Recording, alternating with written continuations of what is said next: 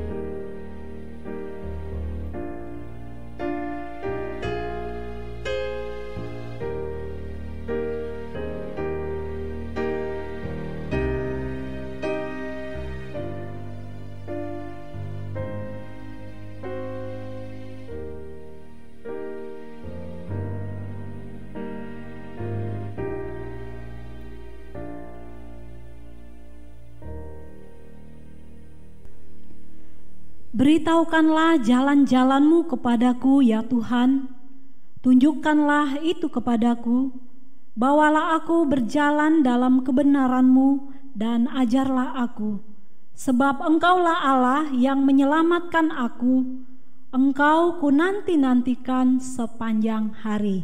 Saya persilakan jemaat Tuhan duduk kembali. Kita akan memuji nama Tuhan, Tuhan yang begitu baik dalam hidup kita. Kasih setia Tuhan begitu sempurna dalam hidup kita.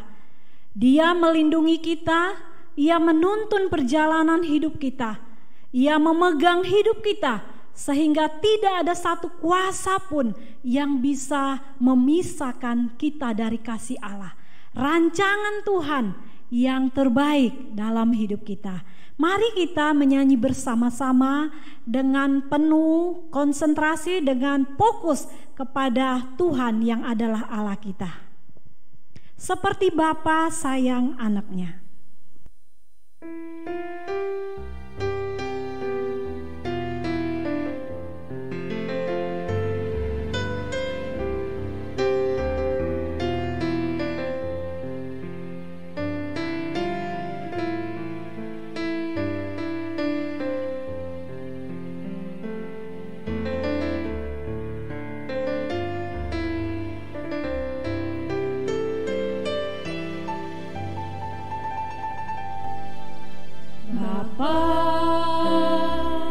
Besar sungguh kasih setiamu,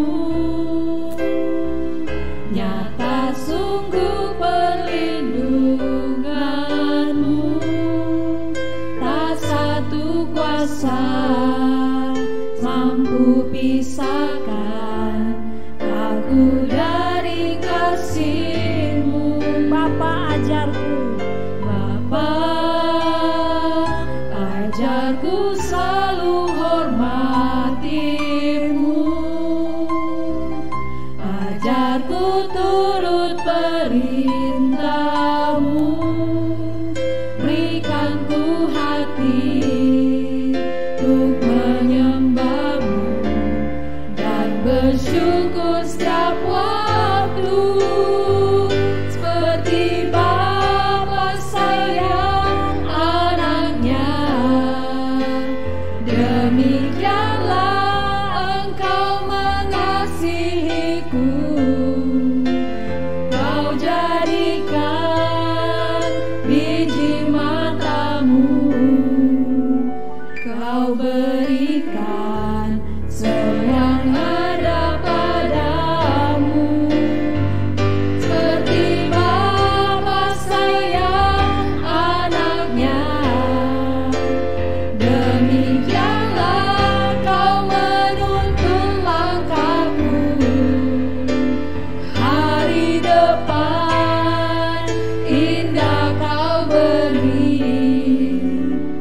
rancangan-Mu yang terbaik bagiku. Bapa, sungguh besar kasih setia-Mu.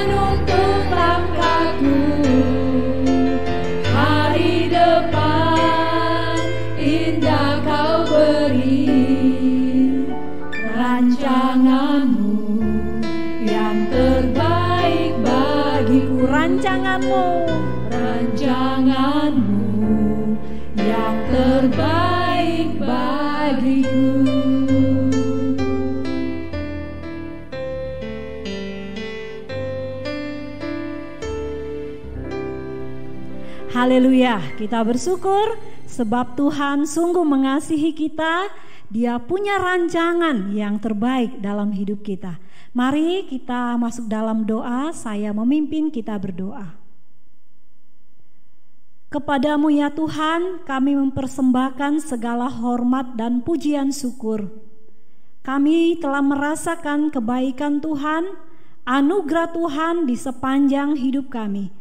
Kami bersyukur hari ini kami boleh bersama-sama dengan jemaat-Mu untuk beribadah kepada Tuhan, untuk memuliakan Tuhan, mengagungkan Tuhan yang adalah Tuhan dan Raja kami. Kiranya Tuhan memberkati setiap kami. Kami berdoa untuk setiap jemaat kami dimanapun berada. Tuhan memberkati kami dalam ibadah ini.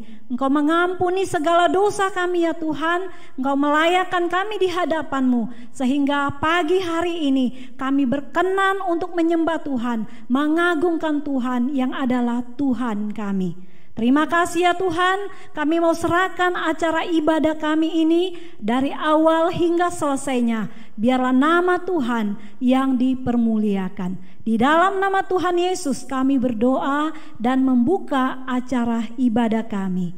Amin. Bapak Ibu yang dikasihi oleh Tuhan, Tuhan sungguh mengasihi kita sebagai umat manusia.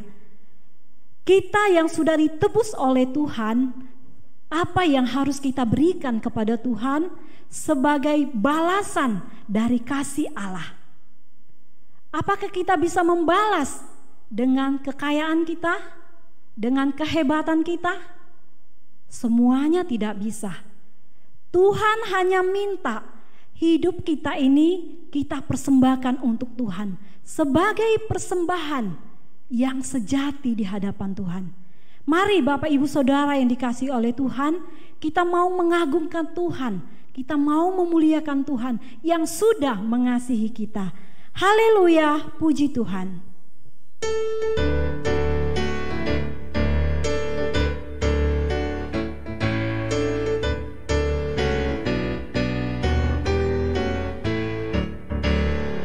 Puji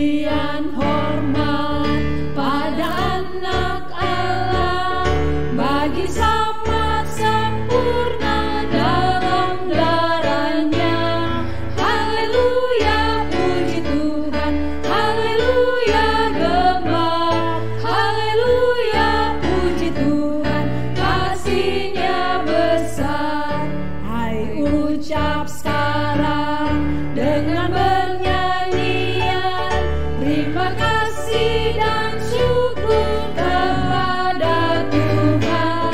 Haleluya, puji Tuhan. Haleluya, gembala.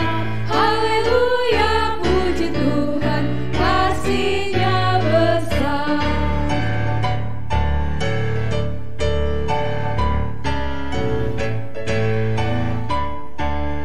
Segala saleh yang membuka hati, segala saleh yang membuka hati, oleh karena imannya terima Roh Suci.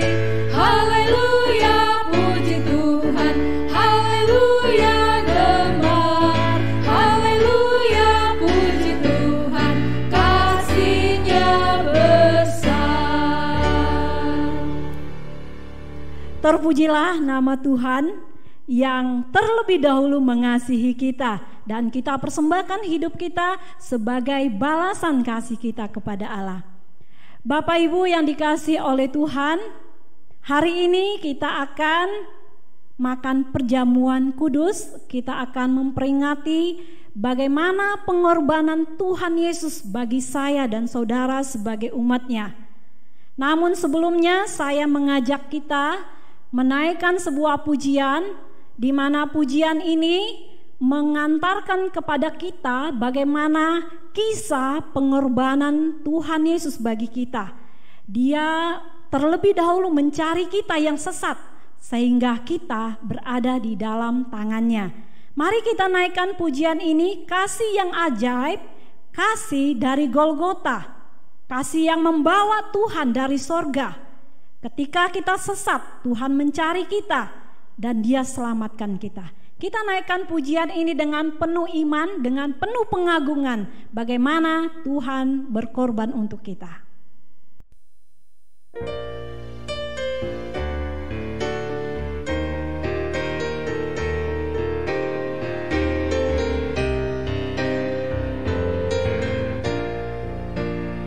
Kasih yang ajaib, kasih dari Golgota, kasih yang ajaib membawa Tuhan dari sorga.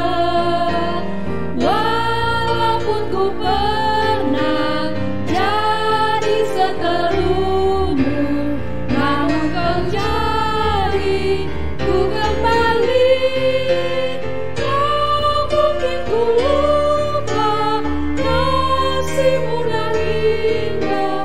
Ku mau masyurkan kasih Allah.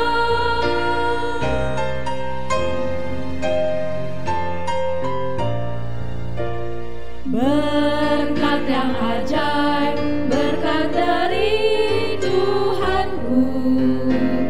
Berkat yang ajaib, bagai sinar fajar merekat. Walaupun ku pernah sesat dalam dosa, namun anak-Nya selamatkanku.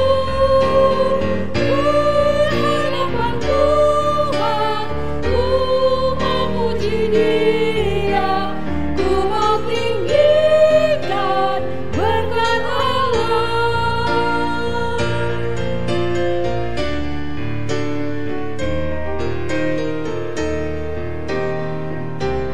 Terang Injilnya, terang yang sesungguhnya.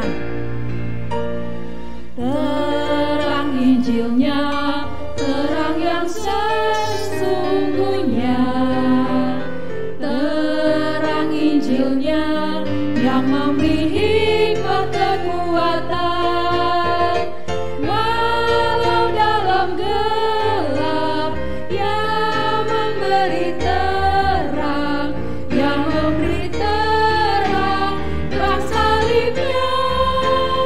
Ku rasakan hidup untuk memuliakannya, menuntut mereka kepadanya. Terpujilah nama Tuhan. Kita boleh mengagungkan Tuhan yang adalah Tuhan dan Juru Selamat kita.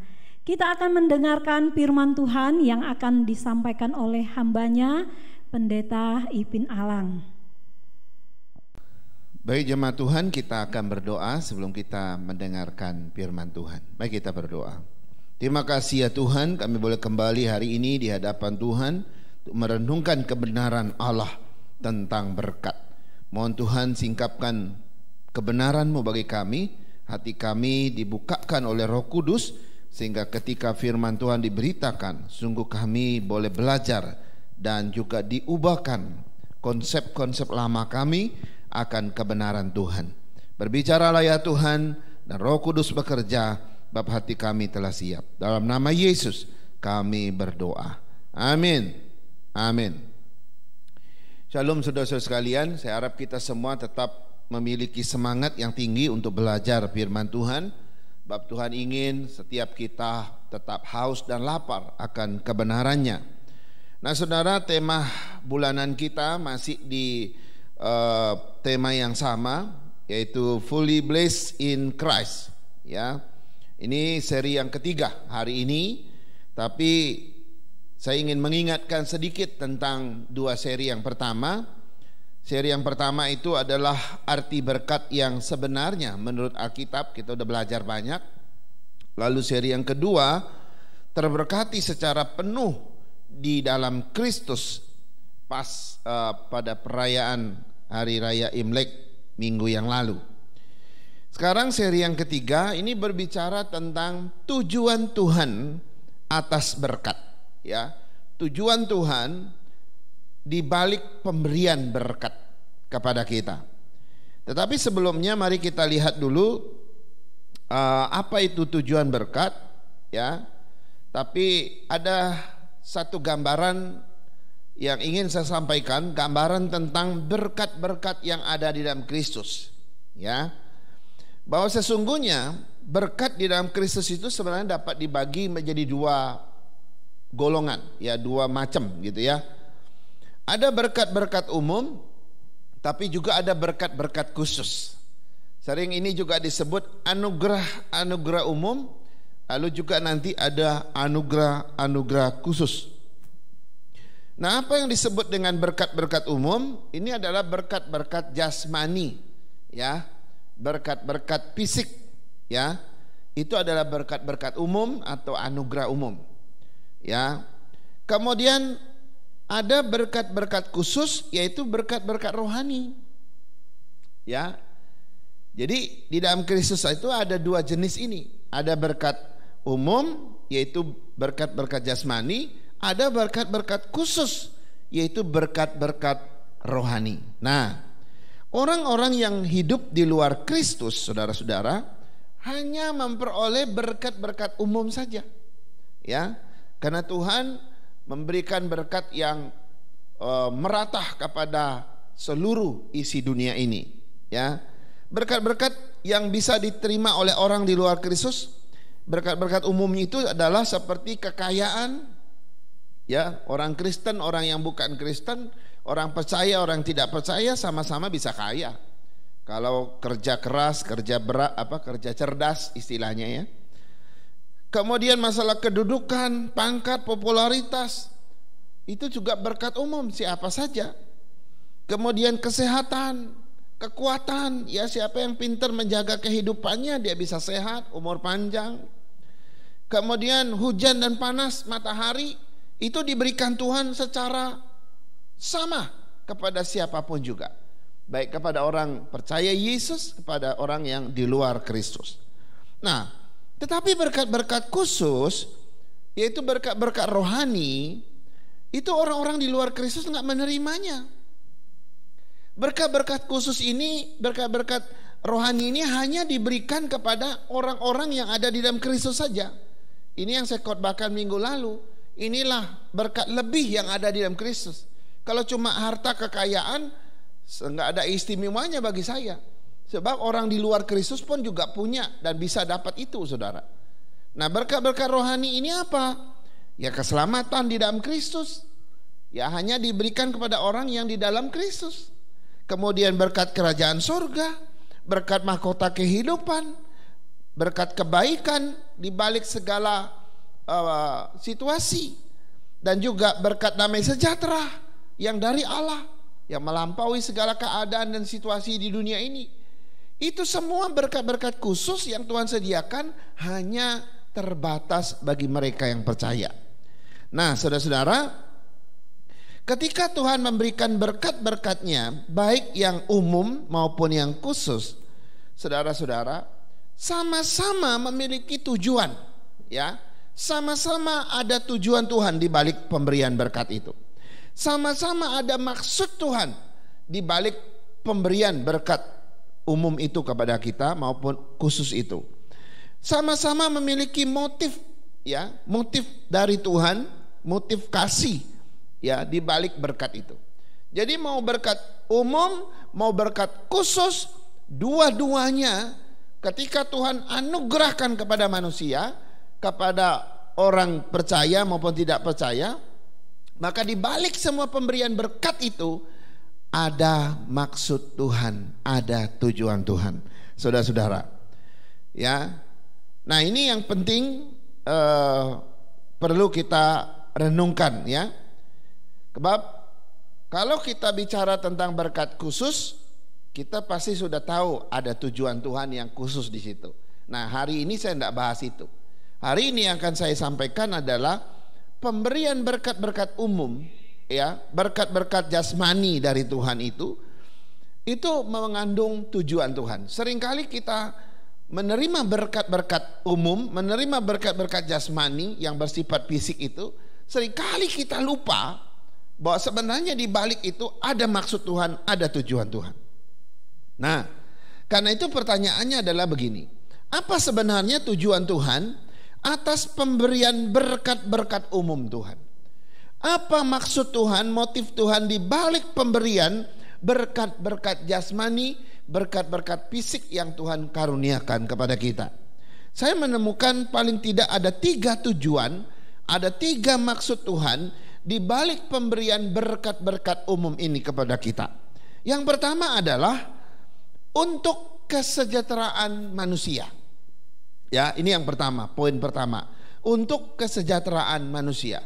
Tujuan Tuhan di balik pemberian berkat kepada kita, yang pertama adalah untuk kesejahteraan manusia. Saudara, ketika Tuhan menciptakan manusia yang pertama, maka manusia yang diciptakan yang pertama itu adalah diciptakan di dalam kebutuhan fisik. Ya. Ketika Tuhan ciptakan Adam dan Hawa, maka Adam dan Hawa diciptakan di dalam kebutuhan jasmani, diciptakan di dalam kebutuhan fisik. Ya, itu sebabnya manusia butuh makan, butuh pakaian, butuh papan, butuh pangan, butuh sandang dan sebagainya. Ya, papan, sandang dan pangan, ya, sering kita sebut. Ya, papan itu bukan sehelai papan begitu, bukan, ya. Papan artinya rumah sebenarnya, ya. Jadi manusia yang pertama, dan sudah dari sonanya Tuhan menciptakan manusia itu di dalam kebutuhan fisik. Tuhan menciptakan manusia itu dalam kebutuhan jasmani. Karena itu kita butuh makan, kita butuh pakaian, ya. Kita butuh papan, sandang dan pangan, saudara-saudara. Nah, kenapa demikian? Karena memang dari sananya Tuhan ciptakan kita demikian, ya. Nah, dalam Kejadian pasal 1, kalau kita baca Kejadian pasal 1 dalam penciptaan Tuhan, kita melihat bahwa Tuhan menciptakan manusia itu baru pada hari ke-6, ya. Tapi hari pertama, kedua, ketiga, keempat, yang kelima itu semua bicara tentang materi, ya. Bukan manusia. Kenapa mesti materi dulu baru manusia? Kenapa enggak manusia dulu baru materi? Kok saya kepikiran begitu Bapak Ibu? Ya, misalnya hari pertama Tuhan ciptakan terang. Yang kedua, hari kedua Tuhan ciptakan cakrawala atau langit. Kemudian yang ketiga, hari ketiga Tuhan ciptakan darat, laut dan tumbuh-tumbuhan. Semua jenis tumbuh-tumbuhan. Lalu hari keempat Tuhan ciptakan benda-benda penerang saat siang dan saat malam. Lalu hari kelima Tuhan baru ciptakan binatang-binatang di darat, burung-burung di udara, dan ikan-ikan di laut. Saudara coba lihat, hari pertama sampai hari kelima, semua bicara tentang kebutuhan fisik manusia. Ya, baru hari ke-6 Tuhan ciptakan Adam dan Hawa. Waktu Tuhan ciptakan Adam, kebutuhannya sudah tersedia. Enggak lagi Adam setengah mati nyarinya di mana. Saya sempat bayangkan tadi, seandainya dibalik, Tuhan keduluan ciptakan manusia, sementara yang lain-lain belum ada. Wah, ini manusia bisa mati kelaparan. Karena manusia diciptakan di dalam kebutuhan fisik. Manusia bisa mati kelaparan. Yang mau makan ikan, ikannya belum ada. Ya, mau makan babi belum ada gitu ya. Mau makan sapi, mau makan apa lagi? Makan sayur juga belum ada. Dia bisa mati kelaparan. Coba lihat, Tuhan ciptakan dulu, baru Tuhan baru hadirkan manusia. Nah, dari penciptaan ini saudara, akhirnya kita mendapat satu kebenaran begini, bahwa semua berkat jasmani itu disediakan Tuhan untuk kesejahteraan manusia. Semua berkat-berkat jasmani tadi, yang fisik tadi itu disediakan Tuhan, diciptakan Tuhan, diberikan Tuhan untuk kesejahteraan manusia. Ya, karena itu saudara-saudara, semua sumber daya, harta kekayaan kita, kalau dipakai bukan untuk kesejahteraan manusia, itu adalah sikap melawan Tuhan di dalam berkat. Ingat nih baik-baik, saya ulangi. Semua sumber daya, semua harta kekayaan yang kita punya, lalu kalau kita pakai bukan untuk kesejahteraan manusia, maka itu adalah sikap melawan Tuhan di dalam penggunaan berkat. Saudara, gimana menggunakan berkat itu bukan untuk kesejahteraan manusia? Oh, banyak sekali contohnya. Ya, ada orang yang punya harta kekayaan untuk biayai teroris. Ada yang menggunakan harta kekayaannya, berkatnya untuk biayai narkoba. Ya, beli narkoba untuk mabuk-mabukan. Ya, untuk banyak perbuatan dosa yang tidak berguna. Penggunaan berkat untuk hal-hal itu bukan untuk kesejahteraan manusia. Dan itu adalah sikap melawan Tuhan di dalam berkat yang Tuhan berikan bagi kita. Saudara-saudara, hati-hati. Jadi berkat yang engkau punya harus dipakai untuk kemuliaan Tuhan ya. Nanti kita akan lihat itu. Tapi ketika kita menggunakan berkat itu bukan untuk kesejahteraan manusia, ya, bukan untuk kemaslahatan manusia, ya, bukan juga untuk kebaikan manusia, maka berkat jasmani yang Tuhan berikan, berkat fisik yang Tuhan berikan, itu adalah sikap melawan Tuhan. Saudara-saudara, ini yang pertama. Jadi apa tujuan Tuhan di balik pemberian berkat jasmani, berkat umum kepada manusia? Pertama, itu untuk kesejahteraan manusia. Sekarang kita lihat tujuan Tuhan yang kedua. Apa tujuan Tuhan yang kedua ketika Dia memberikan berkat, menyediakan berkat jasmani bagi kita? Yang kedua adalah Ia ingin kita memuliakan Tuhan melalui harta kita. Ya. Jadi untuk kemuliaan Tuhan. Tujuan Tuhan yang kedua adalah untuk kemuliaan Tuhan. Coba kita baca Amsal pasal 3 ayat 9. Amsal pasal 3 ayat 9 berkata begini. Muliakanlah Tuhan dengan hartamu dan dengan hasil pertama dari segala penghasilanmu. Saya ulangi sekali lagi. Muliakanlah Tuhan dengan hartamu dan dengan hasil pertama dari segala penghasilanmu. Saudara, harta kita dan hidup kita, ini dua hal ya, saya mau sampaikan. Harta kita dan hidup kita mestinya berbanding lurus di dalam memuliakan Tuhan sebenarnya, ya. Harta hidup saya dan juga harta saya, ini dua hal yang harus berbanding lurus di dalam memuliakan Tuhan, saudara. Artinya apa? Jika hidup kita itu dimaksudkan untuk memuliakan Tuhan, maka harta kita juga dimaksudkan untuk memuliakan Tuhan. Sebenarnya itu dua hal yang gak bisa dipisahkan. Keduanya gak boleh berbanding terbalik. Ya, misalnya hidup kita sangat memuliakan Tuhan, gitu ya. Kita sangat mengagungkan Tuhan dengan kehidupan kita.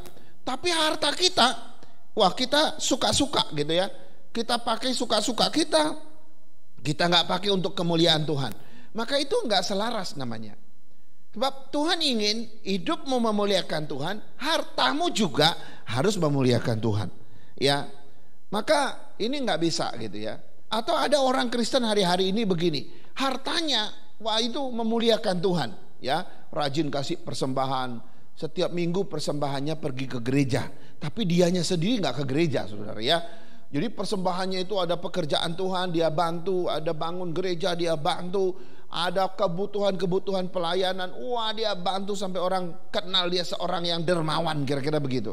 Tapi hidupnya bagaimana? Hidupnya terbalik. Hartanya memuliakan Tuhan, hidupnya nggak memuliakan Tuhan. Justru dia tidak seperti hartanya. Ini namanya terbalik. Atau kalau sebaliknya, hidup kita memuliakan Tuhan tapi harta kita, suka-suka kita nggak memuliakan Tuhan, itu juga salah. Yang Tuhan ingatkan kita melalui Amsal, hidupmu memuliakan Tuhan. Oke. Tapi ingat, hartamu juga harus memuliakan Tuhan. Itu dua hal yang harus berbanding lurus, saudara-saudara. Nah, Alkitab sengaja mengkaitkan, mengkorelasikan antara hidup orang percaya dengan hartanya. Keduanya nggak boleh dipisahkan. Nah, dalam perjanjian lama Bapak Ibu, Tuhan sengaja memperingati umatnya agar memuliakan Tuhan dengan harta mereka. Itu tadi yang kita baca tadi. Di sini tidak berarti Tuhan itu miskin. Karena saking miskinnya Tuhan dia minta uang kita gitu. Enggak. Saking miskinnya Tuhan lah dia minta harta kita gitu. Enggak. Itu bukan berarti miskin. Tuhan tidak berarti Tuhan miskin, tidak, saudara ya.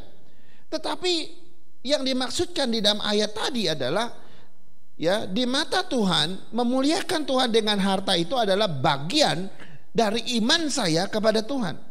Dan ini pun yang membedakan umat Tuhan dengan bangsa-bangsa lain di dalam perjanjian lama. Umat Tuhan memberikan persembahan kepada Allah sebagai tanda iman dia percaya sama Tuhan.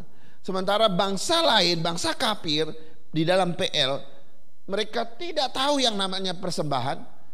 Mereka tidak pernah memberi persembahan kepada Tuhan sebagai tanda iman, karena mereka nggak punya iman. Ya, bagaimana dia memberi persembahan kalau dia tidak punya iman? Tapi kalau dia memberi persembahan itu tanda iman. Jadi Tuhan sengaja membedakan umat pilihan, bangsa pilihan dengan bangsa yang tidak dipilih Tuhan pada dalam perjanjian lama. Ya, sehingga terjadi perbedaan sampai hari ini. Ya, kalau saudara memberi persembahan, kalau saudara malah mendukung satu pekerjaan Tuhan, itu tanda iman. Tanda engkau percaya sama Tuhan. Dan ketika kau lakukan itu, kau menunjukkan bahwa kau percaya Tuhan. Ya, kau memberikan persembahan, berikan perpuluhan, kau memberikan dana-dana yang lain yang Tuhan gerakan sendiri, saudara kerjakan. Itu adalah tanda iman, saudara-saudara. Jadi engkau menggunakan hartamu memuliakan Tuhan. Tidak cuma hartamu, tapi hidupmu juga memuliakan Tuhan. Saudara, banyak orang Kristen bertanya seperti ini. Kenapa sih kita harus memberi persembahan? Ya, kenapa sih kita harus memberi perpuluhan kepada Tuhan? Tahu juga uang itu kan tidak sampai ke surga.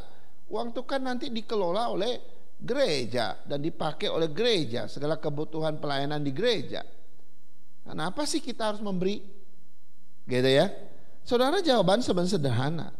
Itu tanda imanmu. Bukti percayamu kepada Tuhan. Bukti engkau umat pilihannya. Bukti engkau sudah diselamatkan. Karena itu tanda engkau sudah diselamatkan, tanda engkau sudah percaya, tanda engkau sudah diberikan hidup yang kekal di sorga. Tandanya cuma satu, engkau berkorban bagi Tuhan. Kau memberikan persembahan bagi pekerjaannya, kau melakukan semua hal-hal yang diminta Tuhan. Itu tanda iman. Karena itu orang percaya mesti memuliakan Tuhan tidak hanya dengan hidupnya, tetapi juga dengan hartanya. Nah, ini yang kedua, saudara ya. Lalu yang ketiga, apa tujuan Tuhan di balik pemberian harta jasmani kepada manusia, kepada kita? Yang ketiga adalah untuk menjadi saluran berkat bagi orang lain. Ya. Tujuan Tuhan yang ketiga adalah supaya engkau menjadi saluran berkat bagi orang lain. Bahasa kerennya supaya engkau bisa menjadi mediator berkat bagi orang lain, bagi sesama kita. Saudara, saya mau baca Kisah Rasul 20 ayat 35. Kisah Rasul 20 ayat 35 berkata demikian. Dalam segala sesuatu telah kuberikan contoh kepadamu, bahwa dengan bekerja demikian kita harus membantu orang-orang yang lemah dan harus mengingat pekerjaan Tuhan Yesus. Sebab ia sendiri telah mengatakan, adalah lebih berbahagia memberi daripada menerima.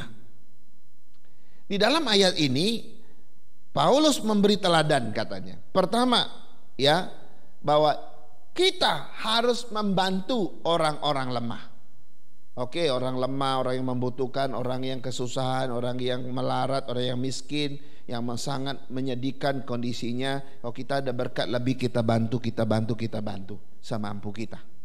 Itu yang pertama yang diingatkan oleh Rasul Paulus. Tapi yang kedua, ya, dan harus mengingat harus mengingat perkataan Tuhan Yesus, ya. Sebab ia sendiri telah mengatakan, adalah lebih berbahagia memberi daripada menerima. Jadi selain itu merupakan sasaran kasih kita, ternyata sikap memberi, tindakan memberi, perbuatan memberi itu jauh lebih sukacita daripada menerima. Wow, saudara, Tuhan menyampaikan dua hal yang menarik untuk kita. Lalu arti dari lebih berbahagia memberi daripada menerima itu apa sebenarnya? Ya, apa sebenarnya arti lebih berbahagia memberi daripada menerima? Saudara, ini hukum Tuhan itu seringkali kebalikan daripada hukum yang ada di dunia gitu ya. Bukankah di dunia ini jauh lebih senang menerima daripada memberi, betul tidak? Hukum di dunia ini yang berlaku, hukum yang biasa manusia lakukan, itu kan paling senang kan dapat hadiah, betul tidak? Mana sih yang lebih senang, kamu kasih hadiah atau kamu dikasih hadiah? Kan biasanya kalau kita dapat hadiah tuh, aduh, kita bisa loncat-loncat gitu ya, nggak sabaran kita buka gitu ya. Wow, waktu dapat barang yang memang selama ini kita doakan, waduh, hati kita luar biasa berbahagia kan gitu. Siapa yang kalau kasih hadiah mahal kepada seseorang senangnya luar biasa, puji Tuhan gitu ya, saya kasih hadiah untuk si A gitu. Dia harus pakai uang yang begitu banyak untuk beli barang untuk kasih orang itu misalnya. Hukum di dunia ini itu lebih berbahagia menerima kok daripada memberi.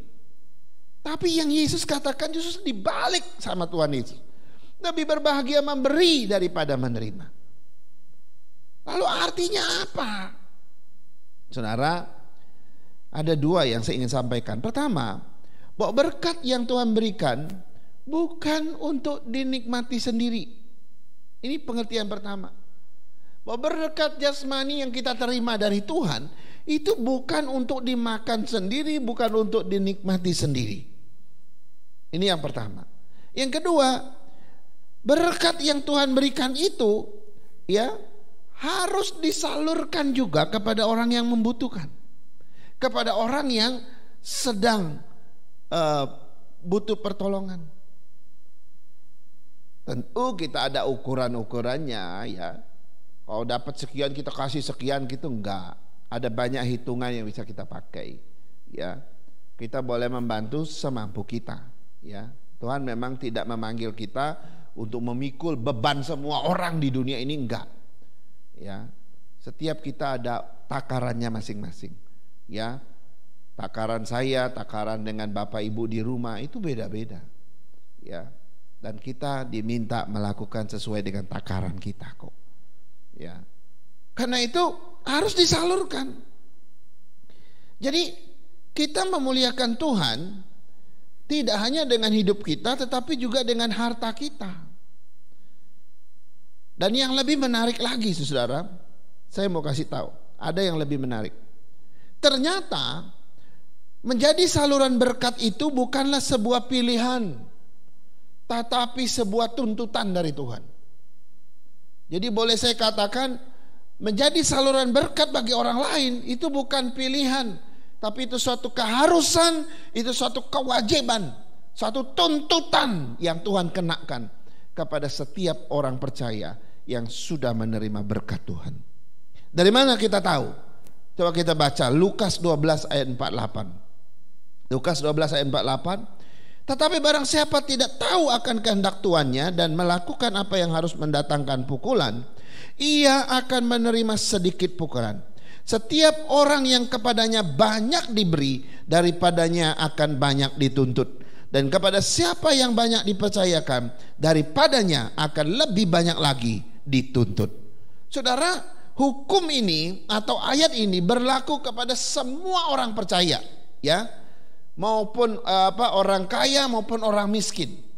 Kalau orang banyak diberi, banyak juga dituntut. Kalau sedikit diberi, maka sedikit dituntut. Dua-dua mesti bersyukur. Kalau Tuhan kasih kamu banyak harta, puji Tuhan. Tapi jangan lupa, kamu dikasih banyak, pasti banyak tuntutan. Yang miskin juga harus bersyukur. Ya, bersyukurnya apa? Oke, saya diberi sedikit, tapi juga sedikit dituntut.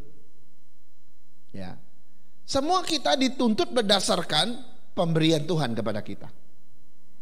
Jadi kalau engkau banyak diberi, banyak dituntut. Sedikit diberi, sedikit dituntut. Ya. Kita nggak bisa balik prinsip ini. Ini prinsip Tuhan masalahnya.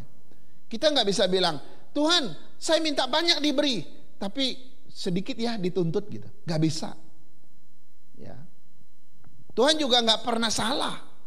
Tuhan kasih sedikit kepada orang tertentu, kepada orang-orang yang biasa gitu, orang-orang yang sederhana. Memang berkat Tuhan sedikit untuk mereka. Lalu Tuhan tuntut banyak gitu. Enggak. Tuhan juga enggak begitu. Hukum ini berlaku kepada siapapun juga yang percaya kepada Tuhan. Banyak diberi, banyak dituntut. Sedikit diberi, sedikit dituntut. Jadi Tuhan tuh adil kan? Tuhan tuh adil, dan ayat ini berlaku, hukum ini berlaku kepada siapapun juga. Kalau engkau banyak diberi, maka engkau harus menjadi saluran berkat yang banyak juga bagi orang lain. Kalau engkau sedikit diberi, maka pasti juga engkau harus menjadi tetap menjadi saluran berkat bagi orang lain, sesuai dengan yang sedikit itu. Saudara-saudara, ini menarik ya. Saudara, ada orang bertanya begini, bagaimana kalau saya tidak memberi sesuai dengan yang saya terima? Misalnya saya terima banyak dari Tuhan, tapi ya saya hanya bisa kasih sedikit. Apakah Tuhan langsung buat saya jadi miskin? Gitu ya. Enggak, saudara, ini zaman anugerah ya. Tapi ingat ya, Tuhan mungkin tidak langsung membuat kita miskin. Tuhan tidak langsung menghukum kita, karena ini zaman anugerah. Tetapi yang pasti tuntutan Tuhan tadi itu tetap berlaku. Sebab nanti waktu kita berhadapan dengan Dia di pengadilannya, Dia akan tanya semua, dan setiap kita akan mempertanggungjawabkan itu kepada Tuhan. Jadi ingat ya, kalau kita memuliakan Tuhan hanya dengan hidup kita dan juga dengan harta kita, itu artinya nanti di pengadilan Tuhan pun kita juga harus bertanggung jawab dengan hidup kita dan juga bertanggung jawab dengan harta yang Tuhan sudah berikan pada kita. Ini penting ya. Semua kita akan mempertanggungjawabkan itu di hadapan Tuhan. Karena itu kita dituntut mengelola berkat milik Tuhan itu dengan hati-hati. Kata hati-hati di sini bukan berarti masalah ketelitian soal pengeluaran dan pemasukan, bukan. Hati-hati di sini adalah berbicara tentang mempertanggungjawabkan berkat itu, mempertanggungjawabkan harta yang Tuhan sudah berikan supaya kita mempermuliakan Tuhan di dalamnya dan menjadi saluran berkat bagi orang lain. Karena itu kepekaan itu penting.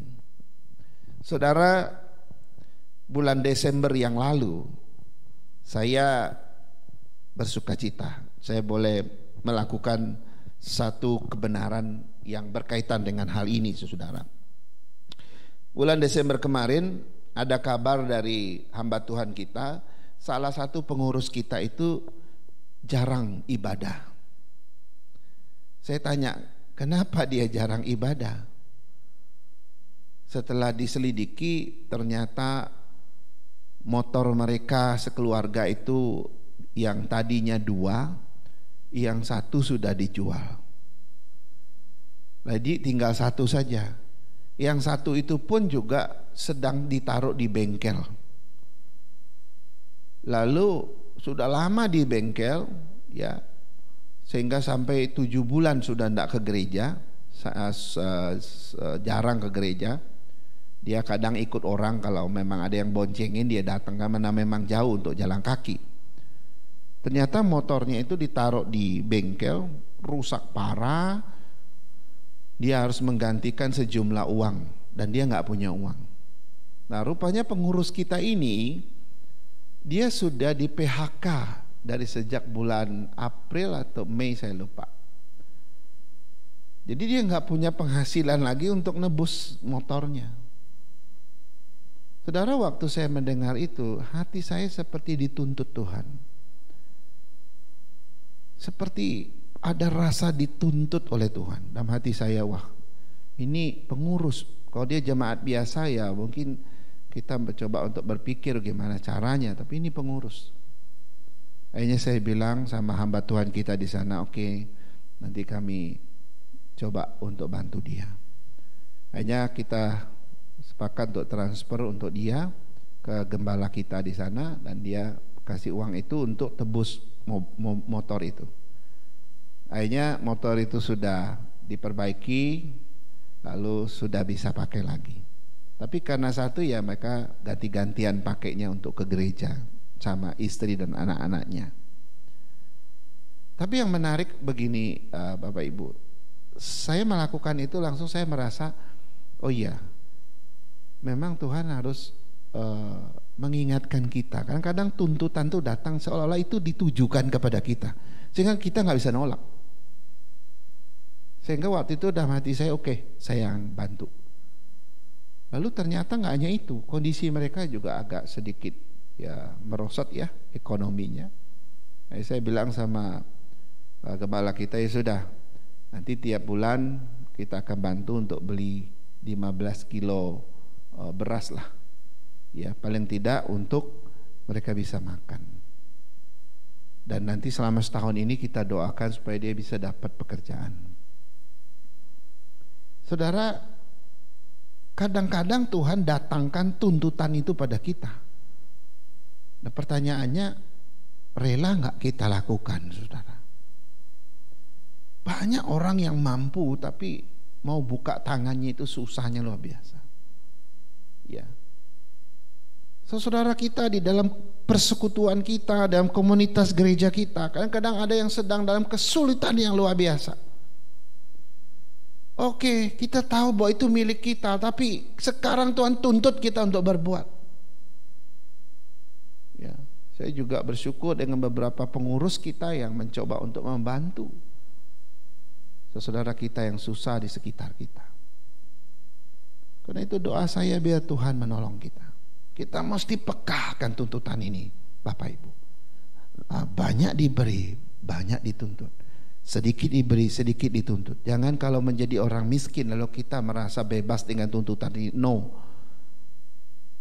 Seberapapun yang Tuhan kasih, Tuhan juga tetap tuntut itu, agar kita menjadi saluran berkat, mediator berkat bagi banyak orang. Saudara-saudara, saya berharap kita semua peka terhadap tuntutan ini. Ya. Kita memiliki banyak, tapi kita tidak melakukan, tidak memuliakan Tuhan dengan harta kita. Betapa menyedihkan kondisi kita. Sebenarnya saudara jangan sedih dulu.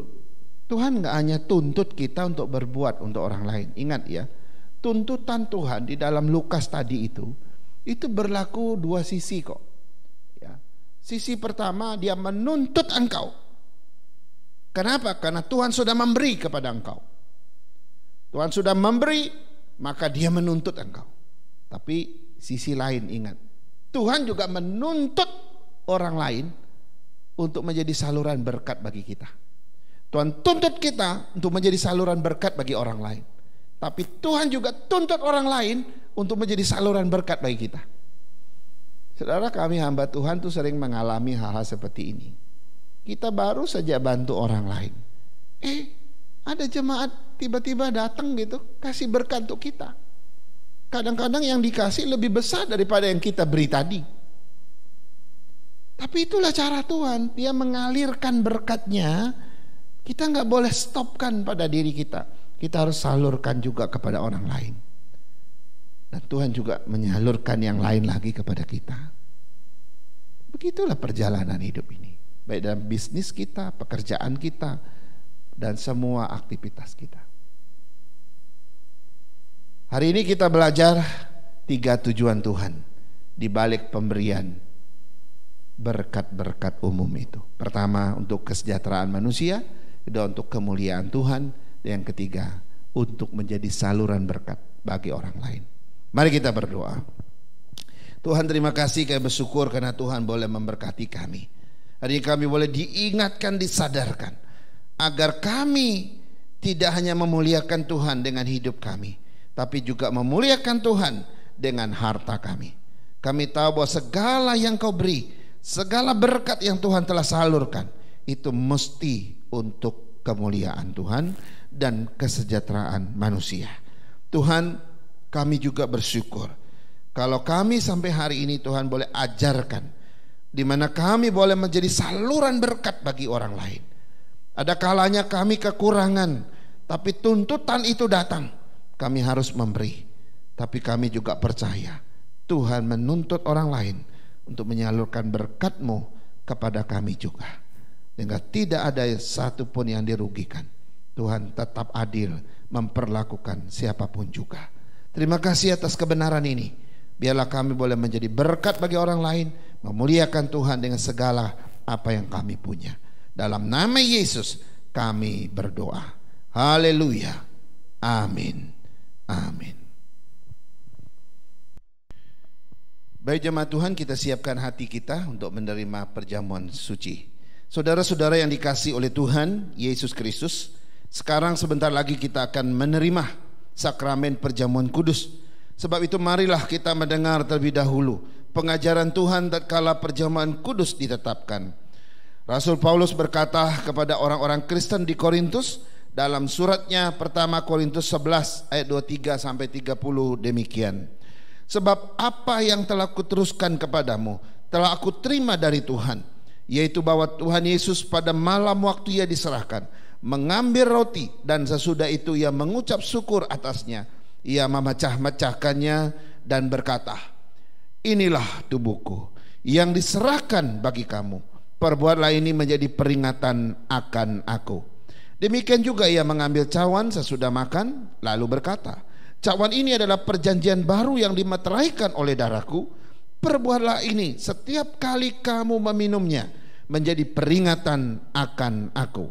Sebab setiap kali kamu makan roti ini dan minum cawan ini, kamu memberitakan kematian Tuhan sampai Ia datang. Jadi barang siapa dengan cara yang tidak layak makan roti atau minum cawan Tuhan, ia berdosa terhadap tubuh dan darah Tuhan. Karena itu hendaklah tiap-tiap orang menguji dirinya sendiri, dan baru sesudah itu ia makan roti dan minum dari cawan itu. Karena barang siapa makan dan minum tanpa mengakui tubuh Tuhan, ia mendatangkan hukuman atas dirinya sendiri. Saudara-saudara yang dikasihi Tuhan, kita mesti hati-hati ketika kita mau makan perjamuan suci. Karena apa? Karena ini bukan suatu upacara yang biasa, tapi ini sungguh-sungguh sakral. Ketika kita makan dan minum perjamuan kudus ini, maka kita sedang merelasikan diri kita dengan sungguh-sungguh komitmen kepada Tuhan. Karena itu kita harus menguji diri kita. Ada 3 pertanyaan yang akan saya sampaikan supaya kita menguji diri kita. Siapakah kita di hadapan Tuhan? Yang pertama, apakah benar-benar kita sudah bercerai dari dosa, menyesal karena telah berbuat dosa, dan percaya bahwa hanya darah Kristus saja yang dapat menyucikan kita dan membebaskan kita dari hukuman dosa? Yang kedua, apakah kita sungguh-sungguh percaya bahwa kita sudah ditebus oleh kematian Tuhan Yesus, bahwa Kristus Yesus tidak bercelah, dan dengan kebenarannya kita telah dibenarkan di hadapan Allah Bapa? Yang ketiga, kita harus memeriksa hati kita. Apakah dalam sepanjang hidup ini kita mau terus taat dan setia kepada Tuhan, dan berharap akan diperlengkapi oleh Roh Kudus supaya kita dapat berjalan bersama Tuhan sampai pada akhir? Saya undang kita untuk berdoa sejenak. Setiap orang boleh berkata-kata kepada Tuhan, mengatakan bahwa Tuhan, ini aku terbuka di hadapan-Mu. Biarlah Tuhan memberitahukan hal-hal yang perlu dibereskan dari hidup kita, dari hati kita, sehingga ketika kita makan dan minum dari perjamuan ini, kita dilayakkan oleh Tuhan. Namun sebelum kita berdoa, saya undang kita untuk menyanyikan satu pujian terlebih dahulu, dan setelah itu kita akan berdoa, nanti baru kita makan dan minum. Kita naikkan satu pujian dari KRI nomor 40, Kisah Salib Tuhan Yesus. Kita naikkan pujian ini, ada 3 bait, dan setelah itu kita boleh berdoa bersama-sama.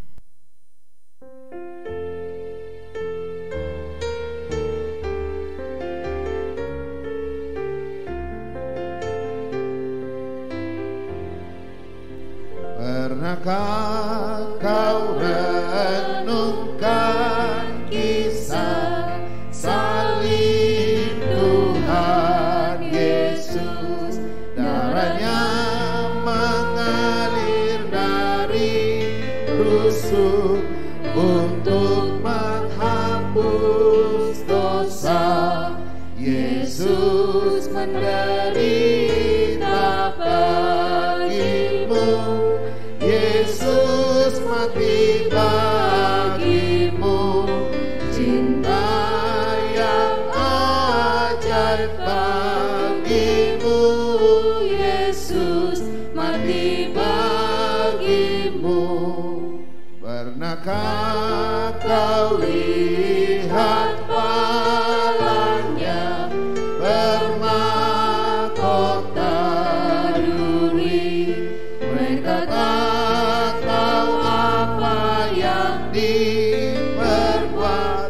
Ampunilah ya Bapa.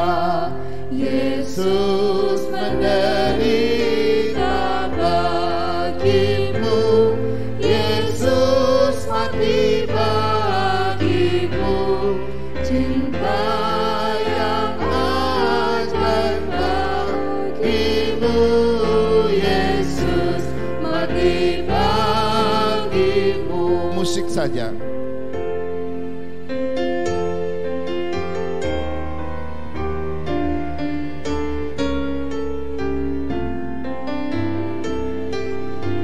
Bait yang ketiga. Pernahkah kau dengar katanya, sudah genap bagimu? Pernahkah kau ucap syukur karena Dia telah mati bagimu? Yesus menderita bagimu, Yesus mati bagimu. Cinta yang ajaib bagimu, Yesus mati bagimu.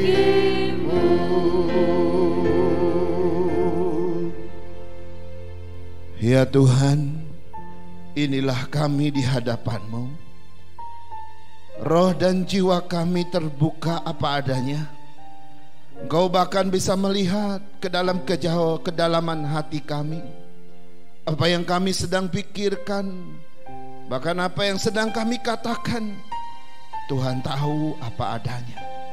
Tidak ada satupun yang bisa kami tersembunyikan ya Tuhan. Segalanya Engkau dapat meneliti hati kami. Karena itu Tuhan, kami datang dengan kerendahan hati.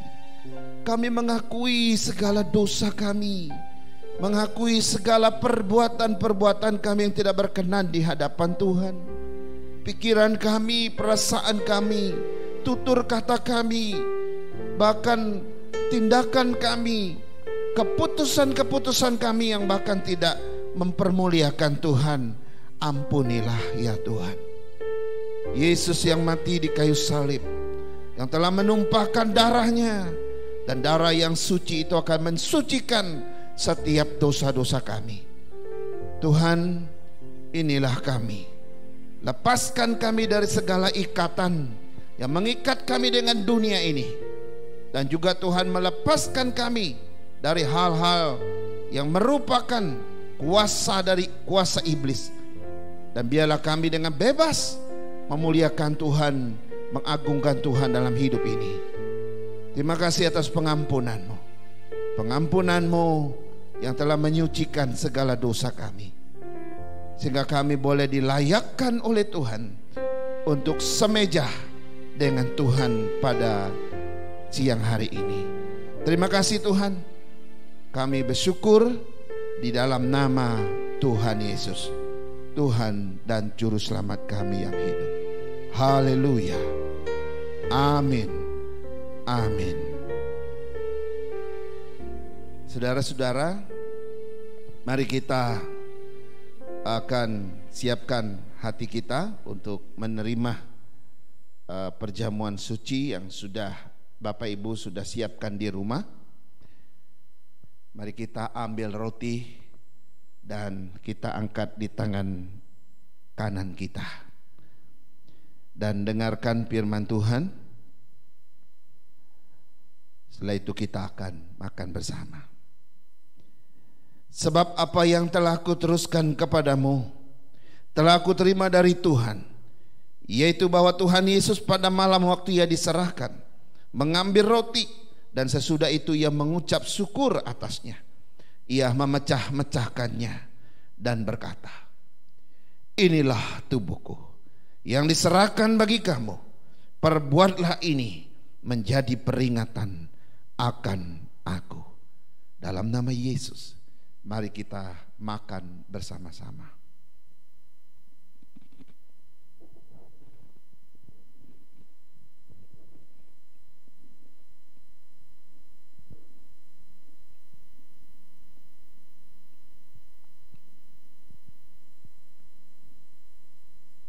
Kita angkat cawan di tangan kanan kita dan dengarkan firman Tuhan. Demikian juga yang mengambil cawan sesudah makan, lalu berkata, cawan ini adalah perjanjian baru yang dimeteraikan oleh darahku. Perbuatlah ini setiap kali kamu meminumnya, menjadi peringatan akan aku. Dalam nama Yesus, mari kita minum bersama-sama.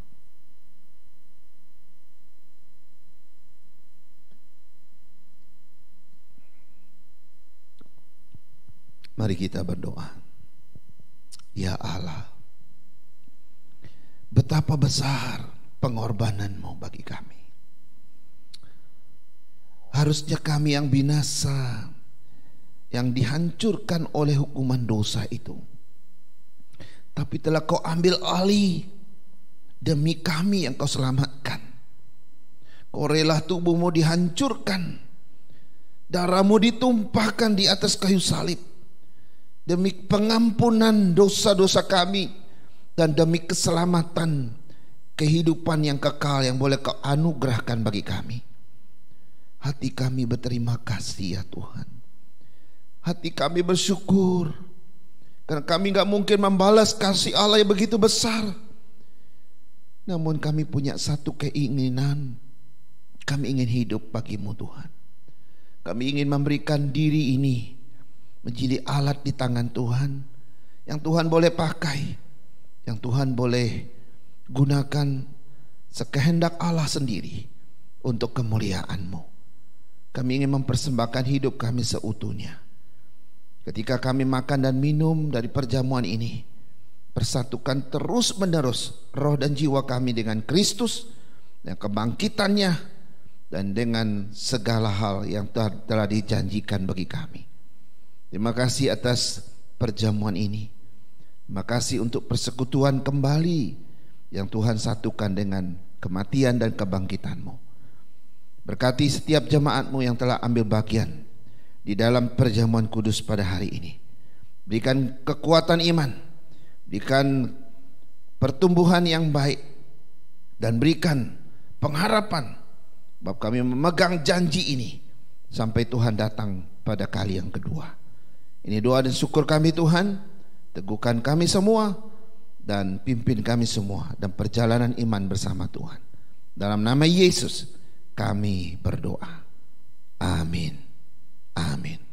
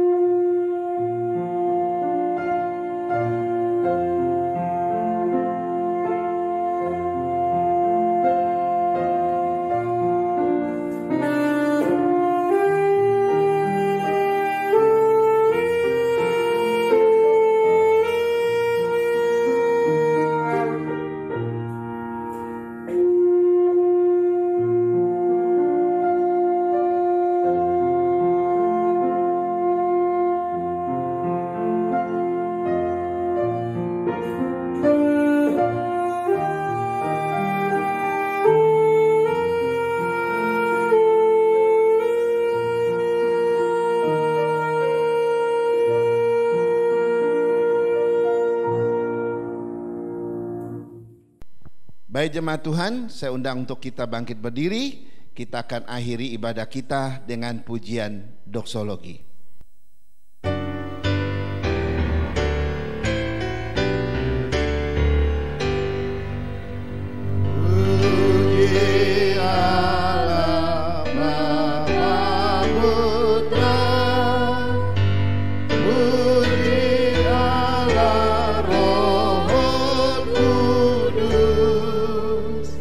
ketiganya yang esa, pohon selamat sumber berkah.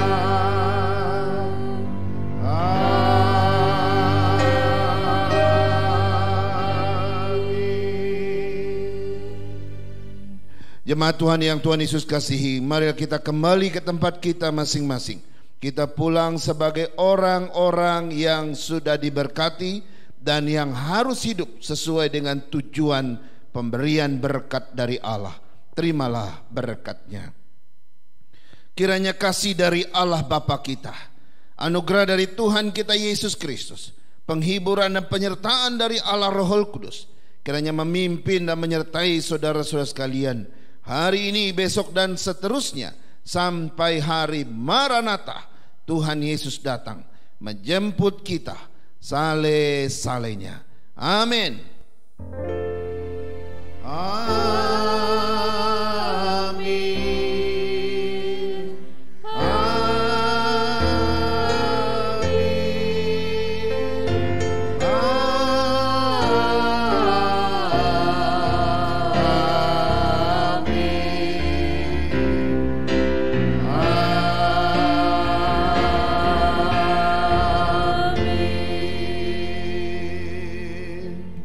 Amin. Ibadah kita selesai, silakan duduk dan saat teduh sebentar kita akan mendengarkan warta.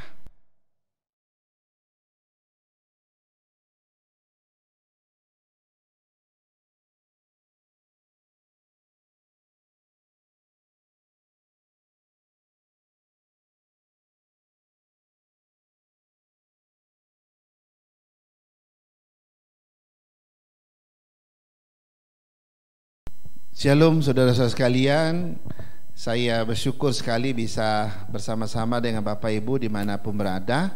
Selamat hari Minggu, selamat beribadah kepada Tuhan. Saya berdoa supaya ibadah kita boleh terus memberkati Bapak Ibu, terlebih menguatkan iman, menghibur dan juga mungkin menumbuhkan iman kita yang benar di hadapan Tuhan.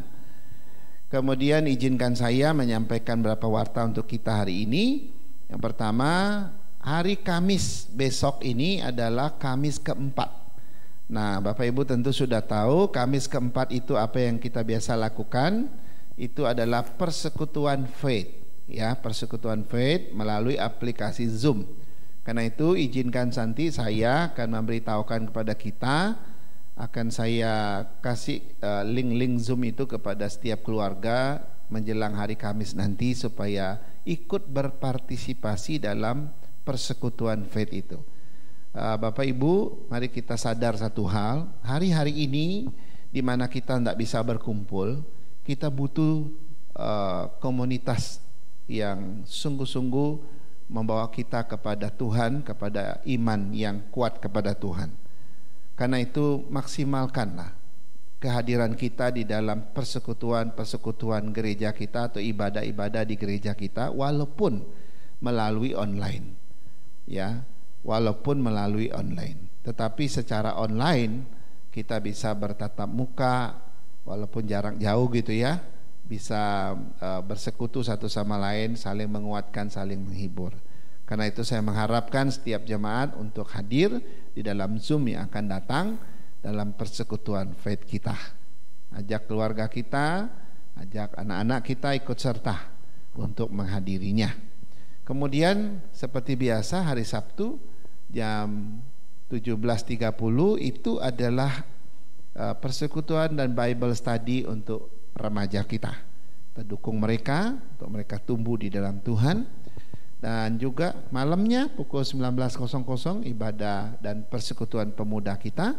Kita serahkan juga anak muda kita ke dalam tangan Tuhan dalam masa-masa mereka masih kuliah dan juga yang sudah kerja dan mungkin masih sedang mencari pekerjaan, biar Tuhan buka jalan untuk mereka.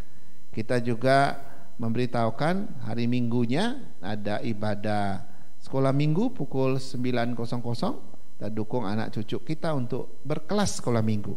Dan ibadah umum kita pukul 10.30. Baik Bapak Ibu, kita terus sampaikan semangat ibadah kita di dalam ibadah-ibadah online kita yang akan datang. Dan atas nama hamba Tuhan, diaken mengucapkan terima kasih kepada Bapak Ibu yang dengan setia memberikan persembahan perpuluhan maupun persembahan kasih yang Bapak Ibu boleh salurkan kepada gereja lewat rekening yang ada di bawah ini. Dan kami berdoa dan kita percaya Tuhan mengembalikan semua tanda iman itu kepada Bapak Ibu dengan cara yang ajaib. Demikian warta hari ini. Saya ucapkan terima kasih. Sampai bertemu kembali minggu yang akan datang. Shalom.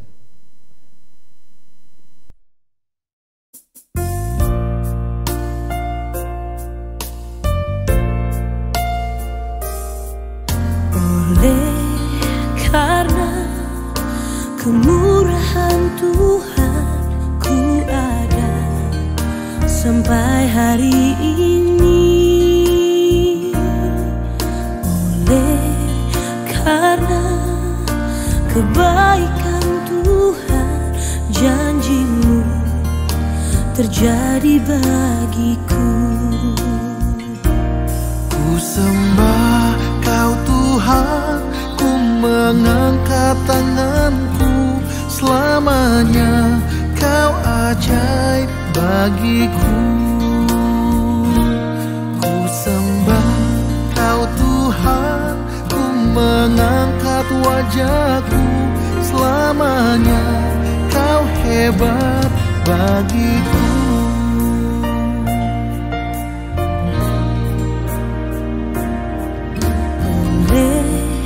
Karena kemurahan Tuhan ku ada sampai hari ini. Oleh karena kebaikan Tuhan, janji-Mu terjadi bagiku. Ku sembah Kau Tuhan, ku mengangkat tanganku, selamanya Kau ajaib bagiku. Ku sembah Kau Tuhan, ku mengangkat wajahku, selamanya Kau hebat bagiku. Ku sembah Kau Tuhan, ku mengangkat tanganku, selamanya Kau ajaib bagiku. Ku sembah Kau Tuhan, ku mengangkat wajahku, selamanya Kau hebat bagiku. Ku sembah Kau Tuhan, ku mengangkat tanganku, selamanya Kau ajaib bagiku. Ku sembah Kau Tuhan,